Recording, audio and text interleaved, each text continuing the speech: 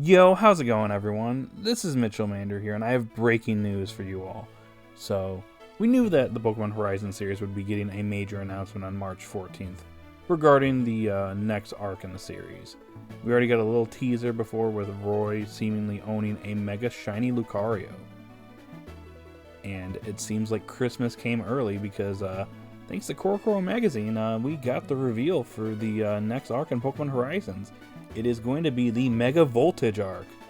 And not only is it a new arc, I've been skeptical about this for a long time, but it appears that the time skip is actually real. Liko, Roy, and Dot have aged a little bit, as you can see here. Yeah, the time skip is real. We also have a new character as well. And there's quite a few things to talk about here, so we're going to do that in today's video. But before I get started, I just want to say if you're someone that's brand new to the channel and you like this type of content, it'd be pretty cool if you subscribe to the channel, like the video, watch the video to the end, and hit that notification bell. All these factors really do help, and I would definitely appreciate it. Now, back to the video. Now, first off, I want to talk about the designs for the characters, because, they've changed a little bit. So starting off with Liko, I'm not too terribly different from what we're used to with Liko. Different outfit, but the main differences for me is I noticed that her hairpin, that green one that looks like Ash's hat symbol, yeah, that's changed a little bit up. It looks like it's separated a little bit, so that's a bit of a change. Also, her hair is tied up a bit in the back, so that's kind of neat. I'm really liking Dot's design, though. I'm really liking the jacket and the headphones, and her hair actually looks kind of nice. A little bit cleaned up from when she was a little bit younger, so that's cool. And then next up we have Roy's design, and oh boy, it looks like Roy looks like he might have actually gotten a little bit taller. I'm actually kind of liking it. His hair's a little bit longer and a little bit poofier than it was when he was a bit younger.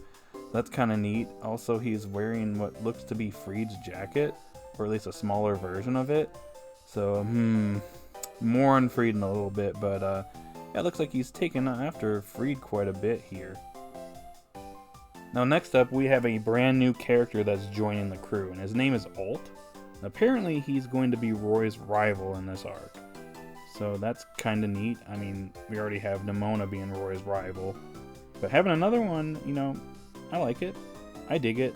I was expecting a certain individual from Kitakami to, be Roy's rival at some point in this series, but don't know if that's happening at this point.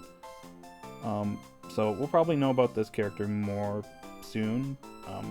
Not gonna judge right now. He does look like a character that might end up annoying me. Hopefully that's not the case. Then again, when Roy was first revealed, I had that concern, and I ended up liking Roy a lot. So maybe when we meet this character, those potential worries will go away. So far, so good. He's got a Mega Sableye, so that's kind of cool. So guess we'll see how he fits into the crew when Arc 5 starts. Now, moving on to the Pokemon for each character, obviously I already talked about Alt and his Mega Sableye, so I won't discuss that again. But Dot hasn't had any changes with her Pokemon lineup, so I'm not going to talk about her here. When it comes to Liko, obviously we got Meowscarada revealed officially here. I mean, it's happening in episode 88. It's pretty clear that it's going to happen in that episode, so this isn't a surprise at this point. But the one thing that is surprising, which is on the poster, is that Terapagos seems to be in a dormant state inside Liko's Pokeball, or at least the Pokeball that Liko caught it in. And between that and Freed, that suggests a few things, which more on that in a minute. Now, the biggest change among the trainers is definitely Roy. Now, obviously, he still has Crocodile and Kilowattrel. Crocodile hasn't evolved, so there's no changes there. But the big change here, and it's officially revealed here, that the Shiny Mega Lucario is Roy's. So that's very interesting. I'm a little worried as to how this is going to be handled. Like, is he going to find it as a Riolu and then it evolves into Lucario later on? Or is it just going to be, a Lucario from the start? Not sure, but I'm a little concerned there because I want to see development in it. For it to just be, a shiny Mega Lucario from the start, I don't know how I feel about that. But that is cool. So we got the official confirmation that that is Roy's shiny Mega Lucario. Also, it seems like Captain Pikachu is under Roy now? What's going on, Freed? More on that in a second. But yeah, that's kind of another surprise. Also, if you look at the poster, yeah, it looks like Captain Pikachu has Freed's bag too, so... Okay, so for my thoughts on all of this, so a few things. I'm really curious as to kind of where we're at here in the series, because with Terapagos being dormant and Freed seemingly being missing, that tells me that something major happens at the end of the Rayquaza Rising arc with Freed and Terapagos. My current thoughts are that something major goes down here, and they're unable to like stop the Requiem from spreading. Like maybe they hit the core or something like that. The explorers hit the core while, you know, Liko, Roy, Dot, and Amethio are battling, you know, Gibeon, and then suddenly they're just not able to contain it. So Freed ends up having to sacrifice himself and ends up staying behind in Rakua along with Lucius. And then Terapagos uses like its remaining energy to basically seal up the Requiem, but it causes it to, you know, regress into a dormant state where it doesn't leave its Pokeball. I don't know if it goes back to being in its pendant state, but it just goes back to being dormant again.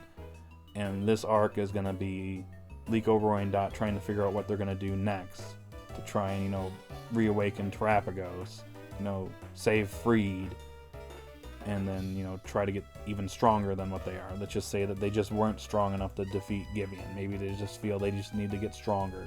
So that leads them to go into Kalos, and maybe that leads to them doing some training for like a year or two or something like that, so that they can train to get stronger and to potentially save Freed. Not really sure, but I'm very curious to see how the current arc ends and how the next arc begins. Especially if this is going to be like a year or two later. That all being said, I have some concerns regarding this arc, and especially with the time skip having happened. It mainly concerns the development of the characters in Pokemon. So during this time, I can imagine that the characters have probably gotten stronger. They're a little bit older, they're probably a little bit more competent than even they were like just a year or two ago. So the question is, are we gonna see like some of the Pokemon having gotten stronger since the pre-time skip? Are we gonna see some of the Pokemon have some new moves? Like for example, Kilowattrel, we haven't seen it learn a new move since it evolved. So it's gonna be a problem if it shows up in this arc and it suddenly has like a new move or two. Like I'm gonna have some problems with that, because yeah, I'm not a fan of off-screen land. Like development happening in off-screen land. That's gonna be a problem. They could remedy this by having some flashbacks where it shows maybe Roy training and Kilowattrel learning this move in the past. That is a way to remedy this, but I'm very concerned that some of these developments are just going to happen off screen. We're just going to have to deal with it, where it's going to be like, well, they just learned that new move, you know, like a year ago or something like that. Or hey, you know, this Pokemon is getting ready to evolve. I don't know. I'm a little concerned, guys. Like, I don't want to see stuff just show up and it's just like, oh yeah, we learned that, you know, during our training this last year or two. I don't know about you guys, but I don't think I would be too fond of that. The time skip is exciting, and I'm expecting the characters to get stronger as a result. I'm just hoping that like the development is handled well. Like if they're gonna do this, like have a Pokemon show off some new moves, have a flashback or something like that, where it shows like Roy or Dot training their Pokemon to learn said move. That's a good way to fix this issue, but I don't know. I guess we'll see what happens when Arc 5 airs. Alrighty guys, that's all I got for this video, so in the comment section down below, post your thoughts. What do you think about this upcoming arc? Are you excited for it? What about the time skip? Are you happy that the series actually did this for a change and we actually had this happen, which has never happened before? And what about Freed and Terapagos? What do you think happened at the end of Rayquaza Rising arc to cause Freed to disappear and Terapagos to potentially go dormant in its Pokeball. Post your thoughts in the comment section down below. And if you're new to the channel, like, subscribe, and hit that notification bell. And guys, have a good day or night wherever you're at. And I'll see you all later. Bye now.